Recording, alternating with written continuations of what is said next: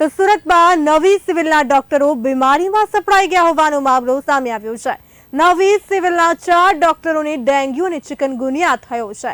નવી civil hospital પ્રવક્તા જિગીશા પાટડિયાનું નિવેદન સામે આવ્યું છે।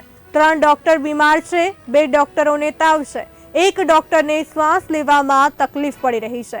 હાલ નવી સિવિલ કેમ્પસમાં ગંદકીને લઈને કામગીરી કરાઈ રહી છે। જવાબદાર અધિકારીને તમામ સૂચના આપવામાં આવી છે। જિગીશા પાટડિયાનું કહેવું છે।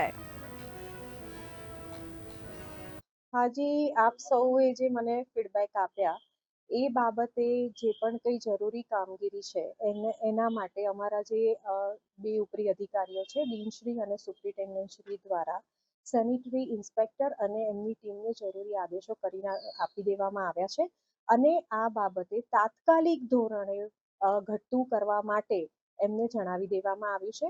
અમને મળતી માહિતી પ્રમાણે જે પણ કંઈ પ્રોબ્લેમ્સ હતા અમારા ત્યાં જે વરસાદી પાણીને કારણે અથવા તો અમારે હમણાં જે બિલ્ડિંગોની જે શિફ્ટિંગ ચાલી રહ્યું છે તે દરમિયાન અમને જ્યાં લૂપહોલ્સ જોવા મળ્યા એ બાબતે અમને જરૂરી રિપોર્ટ આપી અને 75% જેવી કામગીરી પૂર્ણ કરેલ છે।